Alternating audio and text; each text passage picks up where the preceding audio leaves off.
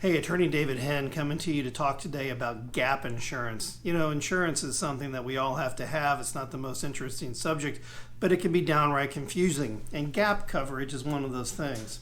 So gap coverage is designed to span the difference or the gap that exists between the fair market value of a bike that's been destroyed and the loan payoff amount on that bike. So it plays out like this. If you purchase a bike for a fair market value of $30,000 and you take out a loan on the bike so the payoff on it is $35,000, if somebody hits you and destroys your bike, their insurance company is only legally obligated to pay the fair market value on the bike, which would be 30 grand. And yet you still owe 35 grand to pay off the loan. Gap insurance will come up with the extra $5,000 to span that difference. So you walk away with having the loan completely paid for and don't take a deficit or a loss because somebody else destroyed your bike. So here's what we ran into recently. A client of ours had gap insurance that they purchased through the dealership when they bought the bike and financed the bike. They also bought an extended warranty. But our client also had gap insurance that was included at no additional cost through their vehicle insurance policy that they had bought through Progressive or whomever it was. Any event, we were trying to decide which gap coverage we were going to use to span the difference between the fair market value and the payoff value for the loan. And we learned something. The gap insurance provided by the insurance company would not include the cost of the gap insurance premium and the extended warranty that our client had bought in the purchase of the vehicle that they had rolled into the financing.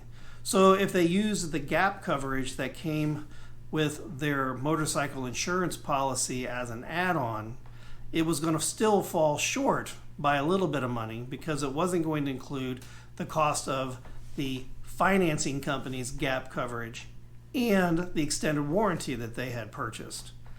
Additionally, using that gap coverage on their own policy was going to be a claim on their policy, and that was going to ding them. It could end up with higher premiums. So instead, we ended up using the gap coverage that our client had purchased when they financed the vehicle, and that gap coverage included the premium for the gap coverage itself, plus the extended warranty that they had rolled into the financing.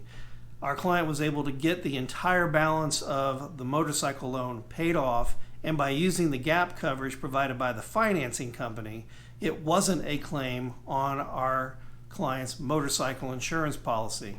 So it became out a win-win. Our client didn't take any kind of claim. His policy premiums remained the same, and everything turned out very well. But this is something that a lot of people don't know or understand about gap insurance.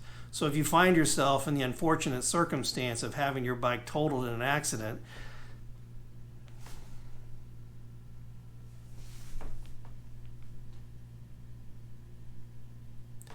make yourself aware and be careful with how you handle your gap insurance, because not all gap insurance is created equally.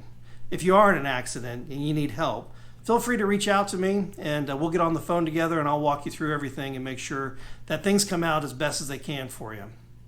Stay safe out there, enjoy the ride, and we'll talk later.